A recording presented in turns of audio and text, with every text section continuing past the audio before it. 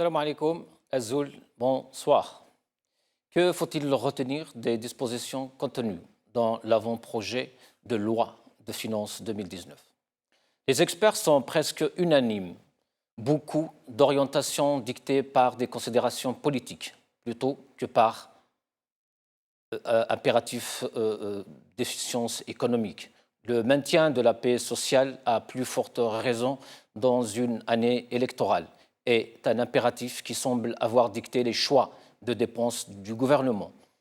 Les transferts sociaux demeurent à des niveaux élevés, 1 772 milliards de dollars, soit plus de 8% du PIB, dont près des 2/3, 64%, seront affectés au soutien aux familles, essentiellement par la subvention des prix des produits de base à l'éducation, à l'habitat et à la santé.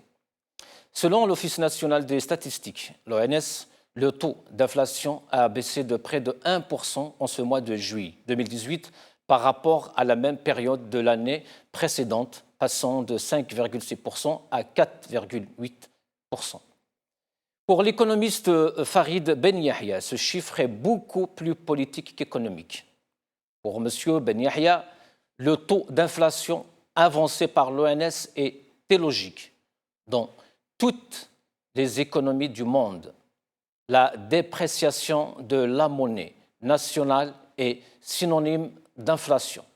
En Algérie, on parle d'une baisse du taux d'inflation, et ce, quelques mois après la mise en marche de la planche à billets. Avec plus de 2 000 milliards de billets sans valeur injectés sur le marché, commente-t-il, ajoutant que si c'est bien le cas, il y a de quoi être inquiet. Ceci veut dire que la planche à billets a créé l'effet inverse, celui de la déflation, un problème encore plus grave que l'inflation, affirme encore notre économiste. L'Algérie se verra contrainte d'apporter des changements structurels importants à ses institutions financières. Le FMI alerte d'ailleurs depuis plusieurs années à propos de la politique irresponsable du gouvernement algérien qui, je cite, pourrait amener à des tensions sociales. L'Algérie reste donc confrontée à des problèmes importants qui résultent de la chute des prix du pétrole, en dépit d'un assainissement considérable des finances publiques en 2017. Le déficit budgétaire et courant demeure élevé. En clair, le FMI alerte contre la nouvelle stratégie du gouvernement qui consiste à recourir à la planche à billets. La nouvelle stratégie comporte de sérieux risques dans un environnement où les aléas extérieurs risquent d'entraîner une révision à la baisse des perspectives. La nouvelle stratégie pourrait exacerber encore des déséquilibres macroéconomiques, voire les tensions sociales, écrit noir sur blanc le FMI. Farhat Aït-Ali, un expert financier algérien, est convaincu, pour lui, que le lancement des réformes structurelles ne sera pas à l'ordre du jour après l'élection présidentielle. Durant ces 30 dernières années, il y a eu plusieurs échéances. À chaque fois, on disait que ça ne sera pas avant 2009, pas avant 2014. Maintenant, on ne dit pas avant 2019. Est-ce que ces personnes, ces décideurs, peuvent faire quoi que ce soit en 2019? Si mes souvenirs sont bons, ils étaient là en 2014. Moi, je dirais qu'il ne peut rien y avoir avant 2019 avec la composante politique actuelle, disait Farhat Aït-Ali. On ne lance pas les réformes structurelles dans ce genre de contexte puisqu'elles entraînent ou puisqu'elles entraîneraient des mécontentements, même si celles-ci sont absolument nécessaires dans un pays comme le nôtre. Rappelle d'un autre côté Rachid Grim, qui est politologue. Notre question aujourd'hui est toute simple. Pourquoi l'artisan de l'échec deviendrait subitement, par un effet de rédemption, l'artisan de la réussite? Beaucoup, aujourd'hui en Algérie, disent que le seul moyen de réformer l'économique dans notre pays est de réformer le politique aujourd'hui. TSA, Inflation, un taux de 4,8% en juillet. Par la rédaction. Le Point. Algérie. Les réformes économiques suspendues à la présidentielle de 2019. Par Hadjar Genanfa. Algérie Monde Info. Farid Ben Yahya, économiste. Il est illogique de parler de baisse du taux d'inflation quand on fait appel à la machine à billets. Par Abdellah Bourim. Une loi de finances suspendue à la présidentielle 2019 est le titre de notre top 3 d'aujourd'hui. Et pour en parler, j'ai le plaisir d'accueillir M. Ali Benouari, ex-ministre et président de Nida Al-Watan. M. Ali Benouari, bonsoir. Bonsoir, c'est Hossein. Marhaba bik. Je salue vos invités par la même occasion et vos téléspectateurs. Merci. On aura aussi avec nous Abdelwahab Zaatri, professeur à l'université de Constantine. Monsieur Zaatri, bonsoir. Oui, allô, bonsoir. Bonsoir. Marhaba bik. Avec nous aussi l'Arbi Zouaimia, analyste politique. Monsieur Zouaimia, bonsoir. Salam alaikum, c'est Hossein, et mes salutations à vos invités. Merci, bienvenue à vous tous.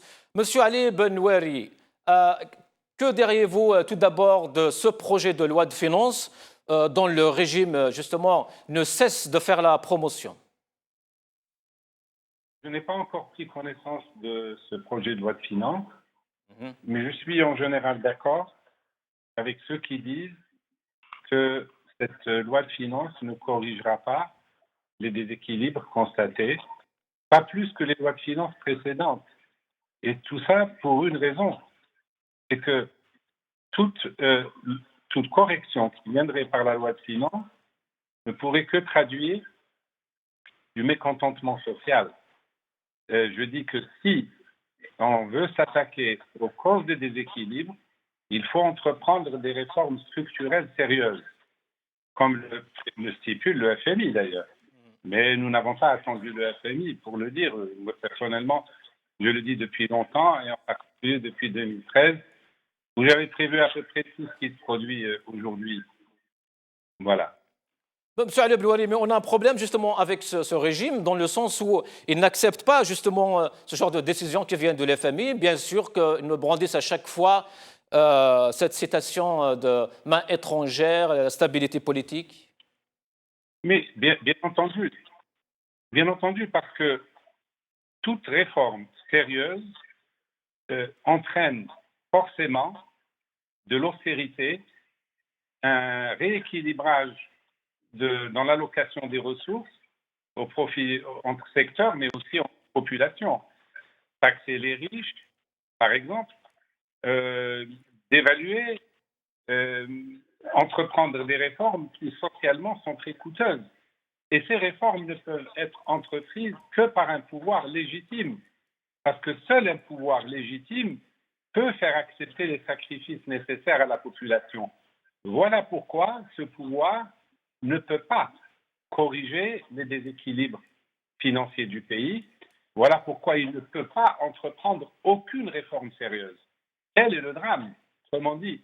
Même s'il n'y a pas d'opposition, même s'il n'y avait pas de revendication politique, proprement politique, c'est-à-dire amener le peuple à s'exprimer sur son avenir, le seul maintien du statu quo actuel engendrera des problèmes d'une ampleur telle que le pouvoir soit se démet, soit, je ne vois pas d'autre solution d'ailleurs, parce que si le pouvoir veut rester, il ne peut pas corriger la crise économique qui va s'aggraver forcément, et étant donné qu'il ne veut pas partir dans l'hypothèse évidemment d'un cinquième mandat, ou dans l'hypothèse où le régime va vouloir se perpétuer en mettant quelqu'un d'autre à la place de Bouteflika, il faut qu'il sache, et probablement quelque part il le sait, il va au-devant de très très graves problèmes économiques et donc sociaux qui l'empêchera de maîtriser les tensions sociales et qui lui permettra de corriger, de calmer les gens et d'amener une adhésion à ce régime. Voilà. C'est qu'il n'y a pas de bonne solution pour le régime. toutes les solutions qui restent sont mauvaises. Maintenant, quand bien même le régime veut prendre des solutions mauvaises mais nécessaires, il ne pourra pas parce qu'il ne pourra pas les faire accepter par le peuple. Et on peut parler du cas du Venezuela, si vous voulez, qui, par bien des aspects, ressemble à celle de l'Algérie. Restez avec nous, Monsieur Benouari. Monsieur Larbi Zouaïmia, est-ce possible pour un régime, justement, qui n'a pas pu faire des réformes économiques ou politiques, d'ailleurs, au moment où il y avait ce qu'on appelait le bahbouha, il y avait des milliards de dollars, est-ce possible, justement, de faire ou de réaliser ce genre de réformes aujourd'hui dans une ère d'austérité? C'est pertinent ce que vous dites. Bon, je salue M. Benouari et M. Zaatari par l'occasion. M. Benouari, c'est un cadre de banque, c'est bien. Justement, ça démontre aussi que le pouvoir n'a pas de cadre, n'a pas d'éléments qui sont standardisés, c'est-à-dire qui sont au niveau d'un standard international qui peuvent au moins dans un secteur donné apporter des réponses. Pour vous répondre pour répondre à la question, maintenant on se déplace. Déjà ça fait 2 ans, 3 ans, 4 années ou ces années-là, justement depuis l'apparition de la crise et la chute des prix du pétrole depuis 2014, on assiste à ce qu'on appelle le dérapage de l'État. Nous sommes dans un État qui est devenu une boutique parlante, ce qu'on appelle un talk shop state, un état de chuchotement, whisper state, un état de la langue, l'ISEN, Jumhuriyet l'ISEN, et vous voyez à ce que l'État actuellement n'a pas une assise matérielle. L'État, en principe, sa raison d'être, c'est une bonne assise matérielle, financière, c'est-à-dire qui se traduit par une réussite financière et économique qui fait le quotidien du pays. Maintenant, nous sommes dans un État où on parle. On parle, on trafique les statistiques, parce que, comme vous avez dit tout à l'heure dans votre présentation, il y a un économiste ou une personne, oui, il a raison, tout à fait normal, oui, parce que nous sommes à contre-courant, nous sommes à l'opposé de la planète. Vous estimez que vous imprimez les billets, voilà. Lorsque vous croyez que vous imprimez les billets, vous les injectez sans contrepartie, et voilà, vous rabaissez l'inflation. Sinon, donc l'Espagne doit s'en inspirer, l'Italie aussi, qui a un taux de chômage de 12%, l'Espagne elle est à 15% de taux de chômage actuellement. Donc justement, ils n'ont qu'à demander à Ouihia pour s'en inspirer de cette méthode-là. Maintenant, qu'est-ce qui se passe? Nous sommes déjà le quotidien qui fait l'Algérie, il n'est pas l'État, il n'y a pas d'État. Il n'y a pas d'État réel qui gère une réussite économique. Parce que si vous voyez la croissance algérienne actuellement, elle est faite de quoi cette croissance? Le GDP algérien, le PIB en français, comme on dit, il est fait de quoi? Quelle est la part de l'agriculture? Quelle est la part de l'industrie? Quelle est la part des services? Et vous voyez toujours qu'on dépend toujours de quelque chose qu'on ne crée pas. Justement, cette inertie dans laquelle Bouteflika a mis le pays, parce que la locomotive n'est jamais arrivée au terminus, et c'est Bouteflika qui l'a déraillée, elle se trouve quelque part dans un ravin, a fait en sorte que l'État, déjà dans sa philosophie, est dans une inertie sur le plan de la créativité.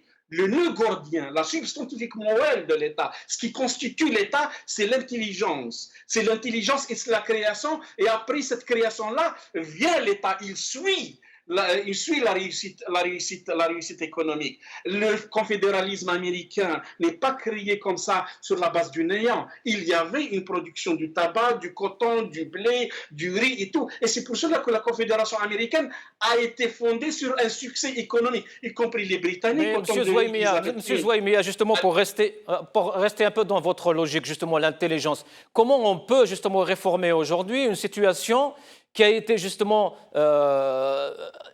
les gens qui sont justement à l'origine de cette défaillance sont toujours là. Est-ce que les mêmes personnes peuvent justement changer aujourd'hui? C'est eux-mêmes qui ont mené l'Algérie à la faillite. Oui, tout à fait normal, parce que le cambrioleur, c'est lui le cambrioleur, il ne peut pas être c'est lui le cambrioleur, tu attends d'un cambrioleur qui a ce qu'il rectifie? Non, jamais de la vie. Maintenant, le problème, nous voyons la solution, parce qu'on ne peut pas, nous assistons parfois à des situations nouvelles chez nous, Parfois, on fait l'expérience tout seul. On paye pour nos expériences. On les paye. On les a payées en sang. On les a payées en destruction. Nous ne savons pas qu'est-ce qui va se passer. Parfois, en Algérie, quelqu'un me dit qu'est-ce qu'il y aura s'il y a jamais il y a un problème grave de ressources financières. Qu'est-ce qu'il y aura? Il n'y aura pas d'Iora en Algérie. Justement, notre philosophie, c'est de faire déguerpir cette école-là, cette école de pensée qui nous ligote, qui nous emprisonne. Chaque jour, c'est l'oralité, c'est leur télévision. القايد صالح طلع، القايد صالح ما راحش، دار الاخرى، نحى هذاك، اطلع بالطياره، يفزد في الصوارد، اوليو باش ينوميه من الجي بالتليفون ويفك علينا الهرج. Tout ça, c'est justement, l'État est dans les bas-fonds.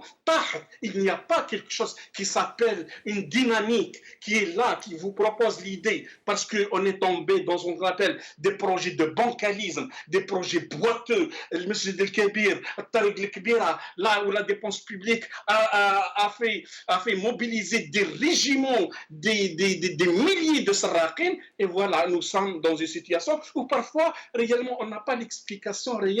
On n'a pas l'explication, si ce n'est notre Bourabik Shmeroh. C'est tout, c'est l'explication la plus simple. Restez avec nous, M. Zouaimia, avec moi, Abdelwahab Zaatri. Abdelwahab Zaatri, avec la crise économique justement qui s'est installée en Algérie, qui est là depuis maintenant des décennies d'ailleurs, le gouvernement algérien, ou le régime algérien plutôt, ne cherche pas une solution justement radicale à toutes ces maladies. Mais toujours des politiques de replâtrage. Pourquoi, à votre avis? C'est quoi le problème? Oui, je vous salue d'abord, vous et ainsi que vos invités, M. Benouari, El Harbi Zouaimia, dont j'apprécie tout à fait l'analyse et les points de vue. Oui, pourquoi notre système politique ne cherche pas de vraies solutions? Oui. D'autant plus que ces solutions lui ont été suggérées par de nombreux observateurs, de nombreux analystes, dont si Benouari ou l'Arbi Zouaimia, par exemple. Hein. Eh bien, ça ne l'intéresse pas. Ça ne l'intéresse pas d'écouter qui que ce soit. Ils ont leur propre logique. C'est un groupe fermé qui a pris l'Algérie en otage, qui en profite, qui agit en tant que colonisateur improductif en plus.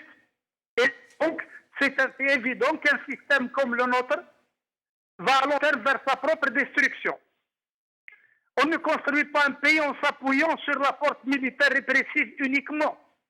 On ne construit pas un pays en brisant toute forme de position. On construit un pays en motivant et en permettant aux citoyens de participer, sélectionnant les meilleures idées, les hommes les plus compétents et les plus dévoués.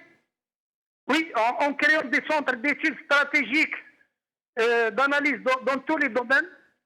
Et voilà, en Algérie, c'est le contraire. C'est un régime totalitaire basé sur les opportunistes et les incompétents. Le résultat, on a compté sur les importations.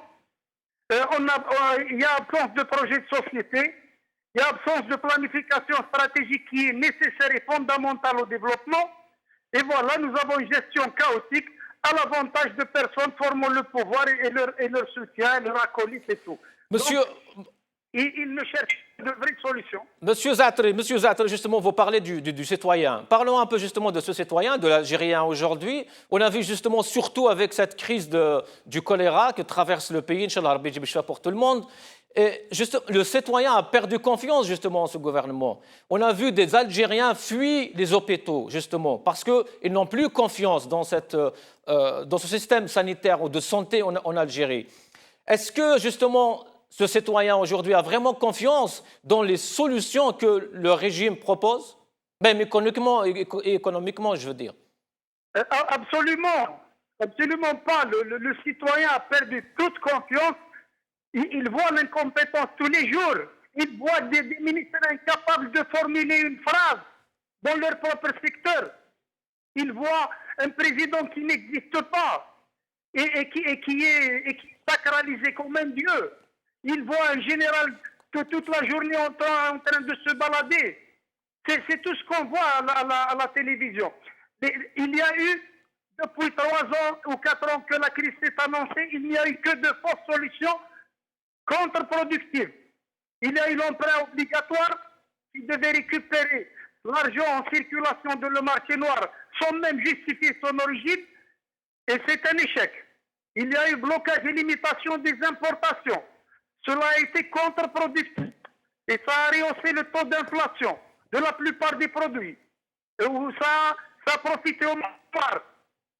Le financement non conventionnel qui a imprimé le dinar, l'équivalent de 30 milliards de dollars, improductif, ça n'a fait que favoriser l'inflation. La baisse du dinar, qu'est-ce que vous voulez? Absence d'industrie au profit des importations, agriculture fragile, insuffisante, incompatible avec les normes internationales. Même le peu qu'on a essayé de vendre à l'étranger a été refoulé. Le tourisme est impraticable, vu l'agressivité, le manque d'infrastructures, le refus de lutter contre la corruption, contre la bureaucratie, le refus de la modernisation, l'insécurité, l'agressivité, la cherté de la vie, les haragas, les mauvais classements dans tous les secteurs. Comment voulez-vous que le citoyen algérien puisse avoir confiance en ces autorités ou ces dirigeants? Restez avec nous, Abdelwahab Zaatri. Monsieur Benouari, est-ce que la situation économique de l'Algérie aujourd'hui, avec tout ce qu'elle vit, comme tension sociale, le contexte politique surtout, et stratégique, n'oublions pas, pourrait conduire l'Algérie justement à vivre ou à avoir justement sur son territoire le scénario vénézuélien, comme vous le dites tout à l'heure? Bien sûr, toutes les causes engendrent les mêmes causes, engendrent les mêmes effets. Je rappelle que la situation de notre pays est semblable par beaucoup d'égards à la situation du Venezuela. Je cite 5 ou 6 points communs. Le premier, c'est une crise de gouvernance, donc un régime autoritaire. Le deuxième, c'est une très forte dépendance à l'égard des hydrocarbures. Le troisième, c'est le pays ne produit presque rien et dépend totalement des importations, ou presque totalement. Une politique de subvention qui entraîne des effets pervers, notamment la fuite des produits aux frontières, des produits subventionnés, des subventions qui profitent aux riches plus qu'aux pauvres. La corruption aussi, très forte corruption dans les deux pays, qui entraîne également une fuite des capitaux, l'effondrement des recettes. L'État n'a pas de quoi payer ses fonctionnaires et recourt à la planche à billets, ce qui évidemment va générer à très, très court terme une inflation incontrôlable. Voilà autant de points communs avec le Venezuela, mais si on veut établir une priorité dans tous ces facteurs, on s'aperçoit que le facteur le plus important, c'est la crise de gouvernance, l'impasse politique, la non-représentativité du pouvoir. C'est cela le véritable problème. Parce que si on entreprend des réformes politiques, à ce moment-là, tout devient possible. Parce qu'un pouvoir représentatif sera plus compétent, certainement, et sera plus courageux. Et il pourra attaquer tous les déséquilibres en s'attaquant à leurs causes structurelles. Qu'est-ce que c'est les causes structurelles dont le FMI parle souvent? Ces causes structurelles sont liées à l'environnement politique, juridique, financier, c'est-à-dire à tout ce qui touche à l'organisation générale de l'économie, des finances, du système de formation, du système judiciaire, qui permet de régler les problèmes économiques et financiers, qui permet de réviser la politique monétaire et fiscale qui est injuste et qui n'encourage pas le travail productif, qui permet d'avoir un système éducatif performant, qui permet d'avoir une politique industrielle, puisque nous n'avons pas la part de l'industrie dans le produit intérieur brut ne dépasse pas 4%, qui permet également de revoir la politique agricole. Nous pouvons aujourd'hui, des pays produisent des produits agricoles, même sans terre, avec de l'oxygène, avec plein de choses. J'aurais pu citer l'énergie et les sources alternatives d'énergie renouvelable. mais il y a également ça permettrait de s'attaquer à la politique budgétaire, qui est absolument démentielle, puisque le budget sécurité représente un tiers du budget, alors que les secteurs aussi stratégiques que l'industrie, les transports, etc., ne dépassent pas 1%, même pas la moitié de 1% du budget. Et c'est tout cela les déséquilibres structurels et les chantiers qui attendent un pouvoir représentatif, parce que le pouvoir actuel ne peut pas s'attaquer à tous ces chantiers. C'est absolument impossible. Comment voulez-vous que ce pouvoir s'attaque à la corruption qui le nourrit et sa substance? Comment voulez-vous qu'il rétablisse la justice alors que la justice est aux ordres, elle n'est pas indépendante? Comment voulez-vous qu'il améliore le tourisme alors que c'est le dernier de ses soucis? Le pays est sale, comme on l'a vu, avec l'apparition de maladies qu'on croyait disparues comme le choléra. Bref, toutes ces, donc je dirais, réformes politiques, ensuite réformes structurelles qui touchent tous les secteurs. Et la situation du Venezuela, contrairement à ceux qui disent que nous n'avons rien à voir avec le Venezuela, je rappelle que le Venezuela a un produit intérieur qui représente plus du double du produit intérieur algérien, et même un produit intérieur par tête d'habitant supérieur à celui de l'Algérie. Donc, malgré une situation financière florissante avec une population qui fait 12-13 millions d'habitants, l'économie vénézuélienne est en train de s'effondrer totalement. La planche à billets est un autre point commun. Oui, on va en revenir à M. Benouari, mais justement, tout ce que vous venez d'énumérer, les problèmes, est-ce que cela ne pousse pas justement l'Algérie à vivre, ou peut-être est-ce que l'Algérie n'est pas au bord d'une tension sociale aujourd'hui, justement? L'Algérie est au bord du gouffre. Je le dis, n'en déplaise aux amateurs comme Ouihia, qui, encore une fois, ont d'autres soucis que le bien du pays. L'annonce au mois d'octobre-novembre que l'État n'a pas de quoi payer ses fonctionnaires est tellement grave, ne serait-ce que dans son annonce, qu'elle aurait dû entraîner la démission de tout le gouvernement.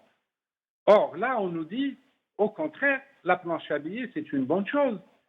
Les criminels, ils ne savent pas que c'est une bombe à retardement qui va engendrer une inflation terrible, qui va aggraver tous les autres problèmes, c'est-à-dire la fuite des capitaux, les investissements étrangers qui ne viendront pas et qui ne viennent pas de toute façon, qui va aggraver le chômage, on produira moins d'emplois et qui va finalement ruiner les couches moyennes, les couches productives et qui va accélérer la fuite des capitaux, mais aussi la fuite des Algériens, comme au Venezuela. Vous voyez que les Vénézuéliens aujourd'hui fuient par milliers leur pays. Et les Algériens aussi, les Haragas. Ouais. Les points de ressemblance avec le Venezuela. On revient donc au Venezuela. Tellement nombreux qu'on devrait réfléchir. C'est presque le Venezuela annonce ce qui va se produire chez nous. La planche à billets, rappelez-vous, ou rendez-vous compte que le nombre de billets de banque qui a été produit depuis le mois d'octobre-novembre équivaut à ce qui a été produit depuis l'indépendance. Absolument, sans contrepartie productive. Ces billets, c'est du pouvoir d'achat qui est distribué. Mais est-ce que la production a doublé? Pas du tout. Pas du tout. La production n'a pas doublé, on le voit. Monsieur Benouari, justement, dans les recommandations du FMI, il n'y avait pas que le recours à la planche à billets, justement. Au contraire, le FMI a déconseillé l'Algérie d'aller justement vers cette solution. Il y avait dans les recommandations la privatisation des entreprises publiques, par exemple, l'endettement extérieur. Pourquoi, justement, l'Algérie, le régime algérien, a choisi d'aller vers la... Parce que toutes les mesures préconisées par le FMI, que nous avons expérimentées en 1994. On les a toutes expérimentées. Oui. Elles demandent beaucoup d'austérité, elles entraînent beaucoup d'austérité, elles entraînent un bouleversement socio-économique très important, une réallocation des ressources très importante entre secteurs. Et je rappelle que le FMI est pour la privatisation, pour le recours à l'endettement extérieur, pour la dévaluation, pour le ciblage des subventions et pour des réformes structurelles en général. Et au lieu de faire ça, le pouvoir choisit la fuite en avant, c'est-à-dire la planche à billets qu'il nous présente comme une panacée. Alors que n'importe quel économiste sérieux au monde, ou même un étudiant en première année d'économie, apprend que c'est très dangereux. Restez avec nous, monsieur Benouari. Partie productive. Oui, restez avec nous, monsieur Al-Arbi Zouaimia. Justement, parlons de cette loi donc, de finances 2019. Beaucoup disent qu'elle a été dictée par les élections, les présidentielles 2019. Qu'en pensez-vous? Ah, certainement, possible. De toute manière, si à jamais, maintenant, donc on va gérer un petit peu l'horloge, si à jamais l'Algérie aura une chance, ou a une chance, ou je ne sais pas, se fasse une chance à ce que ce pouvoir déguerpisse maintenant, bon, donc nous sommes la dépréciation du dinar ou la dévaluation du dinar, elle est toujours dans les normes un petit peu extrêmes par rapport à certains pays. Certainement, on peut maîtriser cette situation vu qu'on dispose encore de quelques 90, d'après leur version, de 90 à 95 milliards de dollars de réserves de change. C'est toujours, on peut régler si à jamais ça. Mais au fur et à mesure que ce pouvoir-là avance, et au fur et à mesure que ce pouvoir gère le calendrier en fonction de son opportunisme, en fonction de son programme de corruption, c'est ça le danger. Bon, il a décidé de maintenir les transferts sociaux, même s'il ne peut pas, dans le topo actuel, il ne peut pas maîtriser ça. Il ne peut pas. C'est très dangereux pour lui parce qu'il ne dispose pas déjà d'une trame, il ne dispose pas déjà d'une assise, d'une matrice fiscale qui peut nous donner une idée sur le revenu de ménage, d'autant plus qu'il y a une désorganisation au niveau des municipalités en matière d'habitat, d'adresse, de famille, comment il fait le commerce. Il y a un commerce en Algérie qui échappe à la banque, qui échappe au chèque, qui échappe à la caisse enregistreuse. Il y a une masse monétaire qui échappe au circuit bancaire, qui est là, qui est cachée dans les trucs. On l'estime à 40 milliards, je pense. C'est très dangereux. C'est peut-être 2 fois le PIB du Burkina Faso ou 3 fois le PIB du Burkina Faso qui est comme ça à l'extérieur du circuit bancaire. Tout ce magma-là a fait en sorte, premièrement, à ce qu'on refuse catégoriquement toute statistique émanant de leur succursale politique, y compris l'ONS qui fait de la politique, qui fait exactement de la manipulation, parce que tu ne peux pas dire à la planète, monsieur, voilà, l'année passée, j'ai imprimé, ou je ne sais pas, j'ai imprimé des billets où j'ai gonflé encore ma masse monétaire de tonnes d'argent de quelques 20% ou 21% de ce qui vaut le GDP algérien, et voilà, et je me retrouve avec une inflation qui recule. Ça, c'est débile, parce que vous avez des globetrotters au sens interdit de l'économie, vous avez des gens qui sont rien du tout, qui sont, justement, il y a une dynamique entre eux, ils sont liés par sarqa, ils sont liés par nifaq, nous aussi, lorsqu'on les voit, on n'est pas liés par des institutions qui fonctionnent, ou un état correct, sérieux, des ministres sérieux, c'est des ministres qui font du théâtre à la télévision, au lieu de crier, لازم يجيب الكاميرا معاه باش تقول هذاك سي كيما كان يدير الرول, justement c'est une onomastique. L'Algérie est fait actuellement d'onomastique. Je ne sais pas qui, et justement, ce que j'ai dit tout à l'heure, nous sommes dans une boutique parlante qui ne crée pas, qui n'a pas donné des vraies réponses à la crise actuelle, si ce n'est le toilettage à chaque fois, équilibrer le budget, quelques produits, l'importation, et ça devient le robert ou l'actuariat, les gens stupides, les kimahoma. On dit, qu'est-ce qu'on dit? À un moment donné, nous avions des chances. Ce pays-là avait des chances à partir de l'an 2000. Justement, pour rectifier. Projet de structuration, c'est justement à ce moment-là, mais pas le bancalisme, le boiteux gigantesque, c'est justement à ce moment-là, la bonne idée vient du garage. Monsieur Zouaimia, est-ce que c'est possible de rectifier avec ce même régime, ces mêmes personnes? Même si le pétrole demain atteint les $200 le baril? Je ne sais pas, mais de toute manière, cette école-là, il faut l'évacuer. Sa manière de penser, comment qu'elle parle, sa philosophie, ses hémisphères cérébraux, comment qu'ils fonctionnent. Il faut en finir. Et il faut en finir avec ces gens-là, avec d'autres personnes qui ont évolué à l'extérieur de leur factory, à l'extérieur de leur usine de pensée qui m'a le FLE. Parce que c'est des bandits, c'est une association de bandits. Je termine justement. À un moment donné, dans l'an 2000, si Hussein, bon, bien que je ne suis pas en train de cautionner Rabrab, je le respecte, mais à un moment donné, j'ai considéré personnellement que Rabrab était un bon diplômé l'an 2000, parce que nous avions des atouts en matière de sidérurgie. Peut-être qu'il a vu qu'Habidir Hajar, il a bloqué parce que c'est pas il ne veut pas de Berlusconi et Habidir Textile. On aurait pu avancer en matière de ARZE, ce qu'on appelle les trucs d'énergie, les trucs de gaz et tout.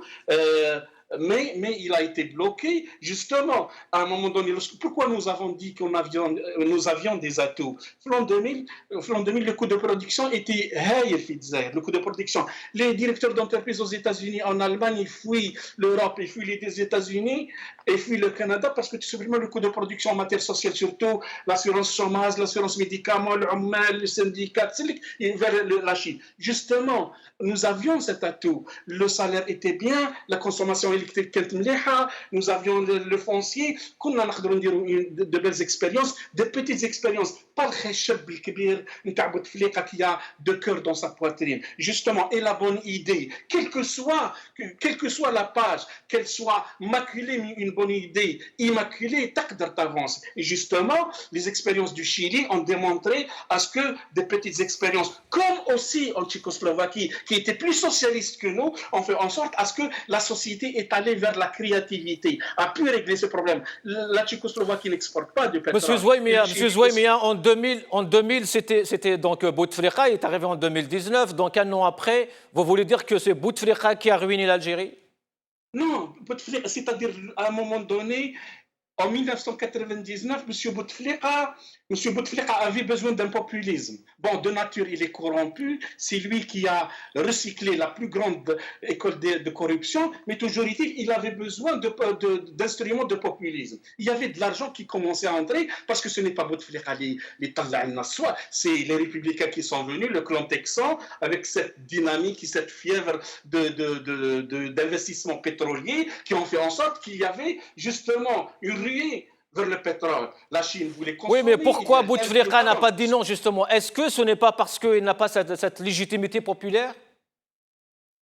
Non, indépendamment de ça, parce que tu trouves aussi certains dictateurs qui font du bien, mais lui, il est pluridisciplinaire, il est populiste, il est corrompu, il fait zaidi, il aime الناس الكل, يحب النقابة, يحب الكونتر النقابة, يحب الطمار, يحب en même temps, c'est le bonhomme mégalomane qui justement, ce qu'a dit Qasdi Merbah, même si j'étais contre la sécurité militaire, ce qu'elle a fait en Algérie, ce qu'a dit Qasdi Merbah est vrai. On ne donne pas un pays un futile, un frivole, un non présidentiel. Restez avec nous, l'Arbi Zouaimia, restez avec nous. Monsieur Abdelouhab Zaatri, est-ce qu'aujourd'hui, d'après ce que disait Monsieur Zouaimia, il y a deux Algéries en fait? Il y a l'Algérie du régime et il y a l'Algérie du peuple. Oui, tout à fait d'accord avec lui. J'irai même un peu plus loin et c'est justifié. La société algérienne a affaire à une mauvaise colonisation.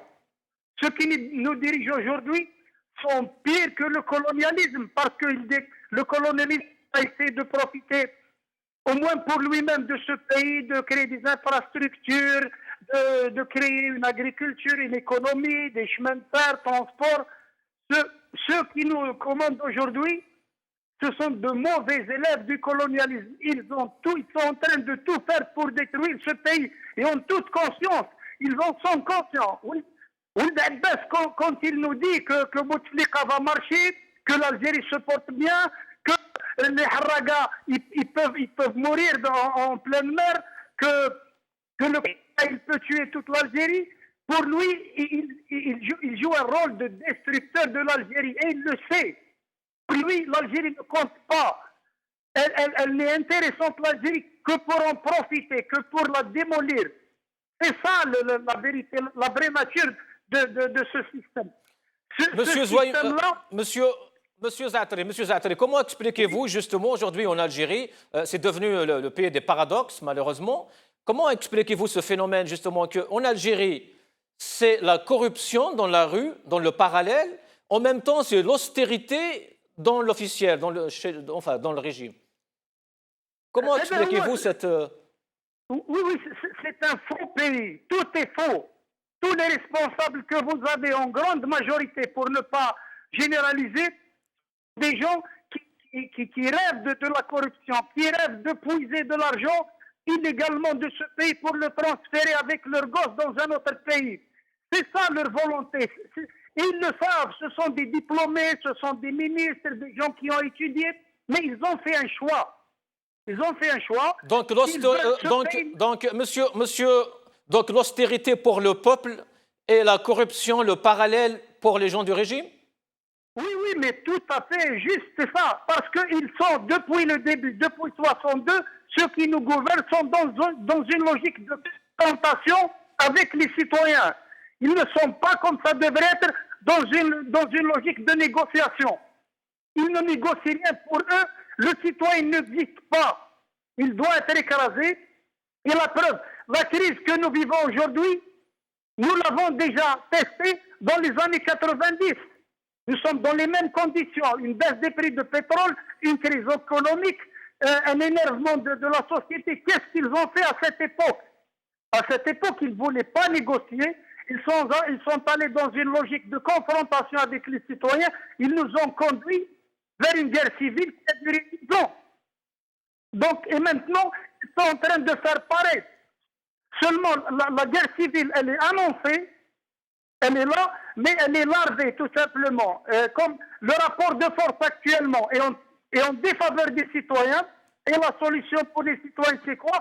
C'est d'abandonner de ce pays le haraga, les visas qui ne reviennent pas et tout. Tout le monde veut fuir ce pays, le laisser à Ould Abbas, Bouteflika, Ould Qaddour et je ne sais qui. C'est leur pays, ce n'est pas notre pays à nous. L'honnête homme en Algérie n'a pas de place.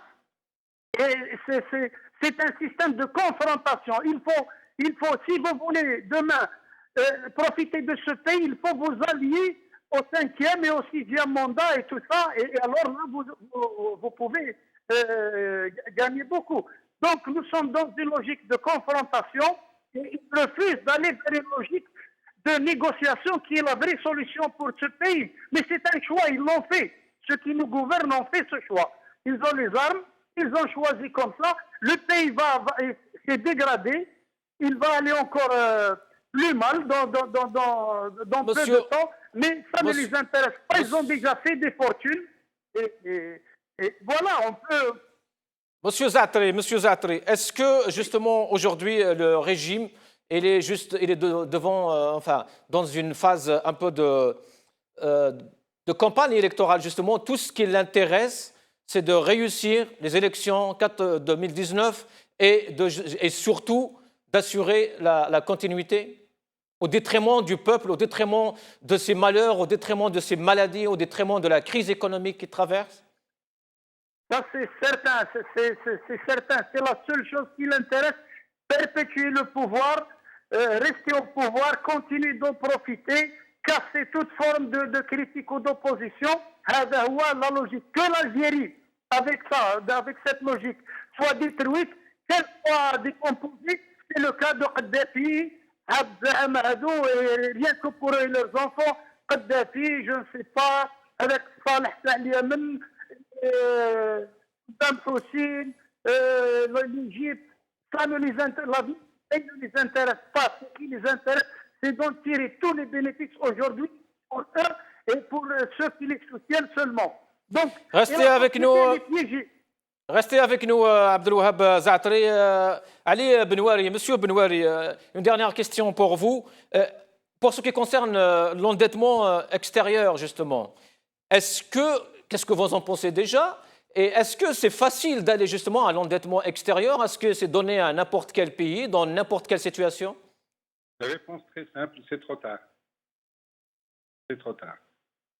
On a diabolisé l'endettement extérieur alors qu'il était indiqué, tout indiqué, pour financer des projets d'infrastructure et de développement d'investissements productifs. On ne l'a pas fait. Si on l'avait fait, on aurait pu économiser beaucoup d'argent, parce que qui dit endettement extérieur dit financement, appel d'offres contrôlé par les bailleurs de fonds, Banque mondiale, Banque africaine, etc. Il y aurait eu plus d'efficacité, moins de corruption, moins de gaspillage, et on aurait pu s'attendre à une plus grande efficacité des investissements. On ne l'a pas fait à l'époque où, si on l'avait fait, on aurait pu avoir beaucoup d'argent garanti par des réserves de change conséquentes, et le fait de s'endetter nous aurait permis de sauvegarder des réserves de change importantes. On ne l'a pas fait, on a mangé, on a utilisé les réserves de change, et quand on s'est rendu compte, c'est-à-dire quand on a cassé les 100 milliards de dollars et qu'on s'est rendu compte que la situation devient dangereuse pour le régime, ils font, c'est ce qui va se passer. Écoutez bien, le régime n'a plus que de mauvaises solutions, disais-je. Alors, vous pouvez au choix décider ou comprendre que le régime va soit recourir aux importations pour calmer la rue, jusqu'à ce qu'il n'y ait plus d'argent. Et à ce moment-là, nous sommes dans la situation du Venezuela. On aura tous les problèmes et en plus, pas d'argent. On aura juste gagné 1 ou 2 ans de plus. Ou bien, c'est ce qui est plus probable à mon avis, faute de changement de régime, c'est le maintien des réserves de change, mais au prix de déficits qui ne pourront être couverts que par la planche à billets, couplée avec une dévaluation rampante, mais certaine, maintien des subventions toujours dans le but de calmer la rue, et tout ça, ce deuxième scénario, entraînera la ruine des travailleurs et des épargnants, entraînera la ruine des petites et moyennes entreprises, entraînera le recours à la planche à billets, parce que quand on n'utilise pas les réserves de change et quand on ne dévalue pas de manière conséquente, il n'y a pas de dinar, et donc on les couvre en fabriquant de la monnaie, de la fausse monnaie, et tout ça entraînera plus de chômage, une diminution de la consommation, beaucoup plus d'inflation et une diminution de la production, c'est-à-dire une stagflation, c'est-à-dire une diminution de la production couplée avec de l'inflation. Donc ce régime, s'il reste, vous pouvez être certain que soit il a très peur et il va utiliser les réserves de change jusqu'à ce qu'ils disparaissent, et c'est la situation du Venezuela, ou bien il va vouloir garantir un niveau acceptable de réserves de change pour prolonger sa durée de vie, avec les inconvénients que je viens de vous citer. Monsieur Benouari, justement, dernier mot sur l'endettement extérieur. Pourquoi aujourd'hui c'est trop tard? Parce que celui qui vous prête aujourd'hui, sur, mettons, à moyen terme, si on parle d'endettement extérieur, ce n'est pas pour financer la consommation, c'est pour financer des investissements, c'est-à-dire sur une durée moyenne de 7 ans. Or, les banquiers étrangers ne sont pas sûrs que dans 7 ans, vous aurez les moyens de rembourser. Monsieur Benouari, justement, ma dernière question, ce serait justement par rapport aux pays étrangers, justement vis-à-vis de cette situation chaotique que vit l'Algérie aujourd'hui. Quelle serait la réaction justement de nos partenaires étrangers? Ils vont être de plus en plus conservateurs. Si dans quel sens? achetez cash, il n'y a pas de souci. Mais si vous leur demandez de vous faire crédit, ils ne vous feront pas crédit. Parce que vous n'êtes pas crédible. Maintenant, sur le plan politique, je pense qu'ils ont compris, du moins c'est ce que je pense, qu'ils ne peuvent plus miser sur ce régime. Ni les Américains, ni les Allemands, ni les Italiens, ni les Japonais et autres, même les Chinois. Je suis sûr et certain qu'ils considèrent aujourd'hui le régime algérien comme un très mauvais cheval. Merci Ali Benouari. Monsieur Larbi Zouaimia. Monsieur Larbi Zouaimia, justement, la même question par rapport aux pays étrangers et leur choix aujourd'hui vis-à-vis de la politique de l'Algérie, mais surtout la crise que traverse l'Algérie, avec le risque migratoire et plein de ceci. Certainement. L'Espagne, l'Italie, la France, qu'on appelle nos voisins d'en face, certainement. C'est des pays premièrement démocratiques aussi. l'obligation de résultat des responsables. Il y a des parlements, il y a un État qui fonctionne, il y a les intérêts qui priment aussi. Certainement, ils ont une idée, certainement, ils ont donné des instructions, peut-être superficiellement, parce que peut-être ils n'admettent pas cette absence prolongée du chef de l'État algérien, donc il n'est pas visible, il ne peut pas voyager, il ne peut pas parler, il ne peut pas rencontrer, il n'y a pas quelqu'un, c'est un pays sans président, sans chef. Donc, nous sommes dans ce qu'on appelle dans un État sans administration. Terra nihiliste, comme on dit, donc une terre sans administration. Donc, M. Benouari a raison, certainement, certains points, donc il a raison, tout à fait, je suis d'accord avec son pronostic. Moi, tout ce que je dis, c'est que en matière de constat, donc, c'est vraiment, quel que soit nos pronostics, quelle que soit notre évaluation, c'est presque, nous avons vu quelque chose d'exceptionnel en Algérie, d'inédit. C'est ce qu'on appelle, c'est un président qui a fait ce qu'on appelle presque le nihili obsta. Kassar kullish, les serrures kultar. Déjà, on a inventé la serrure pour fermer et la clé, justement. Kassar toutes les serrures. Donc, et c'est la bérizina. C'est la catastrophe. C'est la razzia et la bérizina. Donc, il n'y a rien ne stoppe, rien ne freine le vol en Algérie. C'est la seule entreprise, justement, si vous essayez de quantifier, si vous essayez d'évaluer, si vous vous trouvez dans un paradoxe vraiment énigmatique, l'Ourzada. Comment se fait-il qu'un pays de 40 millions, avec une superficie de 2,3 millions de kilomètres carrés, avec des potentialités, avec des ressources humaines qui étaient à sa venue, on avait des ressources humaines quand même. Et on se retrouve avec une maladie contagieuse qui date du XVIIIe siècle. Justement, donc les pays étrangers, ils nous voient, ils nous surveillent. Certainement, au fur et à mesure, ils peuvent nous dire quelque chose maintenant. L'Algérie, elle est faible. L'Algérie, elle est très faible. Elle n'a pas de diplomatie, elle n'a pas des atouts, elle n'a pas d'argent, elle épuise son épargne au fur et à mesure. Bon, même si certains pays veulent encore faire du commerce pour nous piquer ce qui reste, mais toujours est-il, ce n'est pas Chirac, ce n'est pas Hollande, ce n'est pas Sarkozy. Monsieur Larbi Zouaïmia, désolé, on arrive à la fin de cette émission, mais une dernière quand même question par rapport à la solution tout de même. Est-ce que justement le seul moyen de réformer le politique aujourd'hui est de réformer l'économique et de réformer le politique? Mais ça va de pair, ça va en parallèle. Nous estimons qu'il y a un problème politique, certainement, qui se pose, mais il n'est pas primordial. Nous essayons un petit peu, à la rigueur, d'avancer nos techniciens pour régler, parce qu'il y a un problème technique. L'usine a besoin de bons banquiers, de bons techniciens, de bons trucs. Justement, il y a un problème gravissime d'économie et de finances. Nous estimons maintenant que nous avons peur de l'anarchie et que ce pouvoir-là va être démis, va être évacué par un mouvement de la rue. Et ce qui est le plus dangereux, un mouvement qui ne sera pas cadré, il n'y a pas d'élite, une élite qui a été vraiment persécutée, anéantie, qui ne peut pas aussi diriger un mouvement populaire ou un mouvement social pour donner l'alternative. C'est ça, nous avons peur de l'anarchie en Algérie. Voilà. Merci Larbi Zouaïmia, merci Ali Benouari, merci Abdelouhab Zaatri. Cette émission arrive à sa fin. Merci à vous toutes et à tous. Bonsoir.